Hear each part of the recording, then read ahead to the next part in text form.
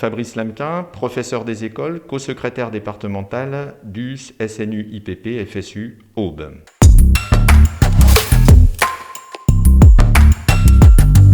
Alors une manifestation jeudi, tout simplement parce que les écoles sont en train de craquer, pas seulement du fait des absences des enseignants ou des absences des élèves, mais surtout du fait des incohérences à subir, des incohérences du protocole sanitaire qui rendent vraiment le travail dans les écoles impossible. Un mouvement de grève qui a démarré de manière tout à fait spontanée à l'initiative du SNUPP, puisqu'il a été annoncé objectivement ce vendredi, et que rapidement, le SNUPP a été rejoint par la quasi-intégralité des organisations syndicales représentatives de l'éducation nationale, aussi bien au niveau du premier degré que du second degré.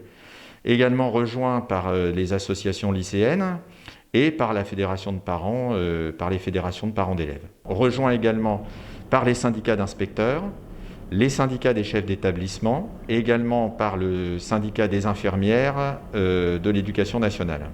Nos revendications aujourd'hui, elles reposent sur 3 domaines. Le premier, c'est sur les règles de fonctionnement des écoles.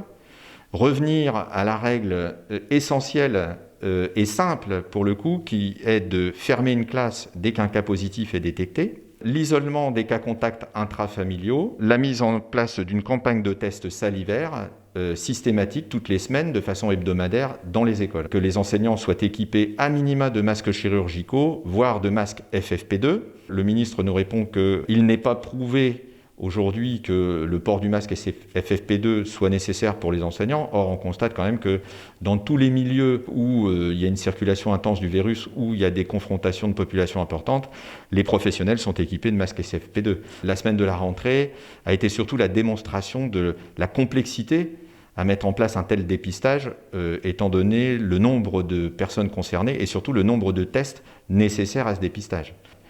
Sur la question des détecteurs de CO2 et sur la question de la ventilation des locaux, l'Éducation nationale se défend en disant que c'est de la responsabilité des collectivités locales.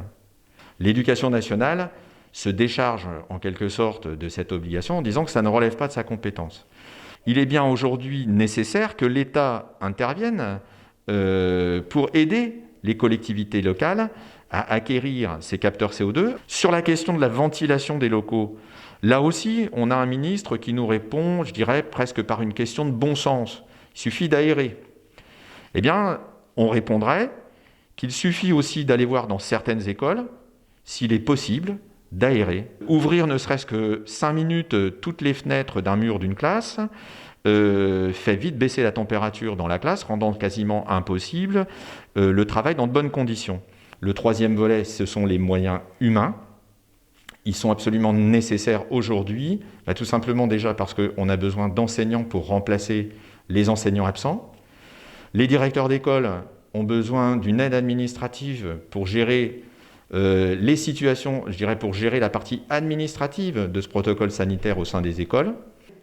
Comme depuis le début de cette crise sanitaire, beaucoup d'annonces de la part de notre ministre tentent d'apaiser les tensions, sauf que ces annonces ne sont jamais suivies des actes.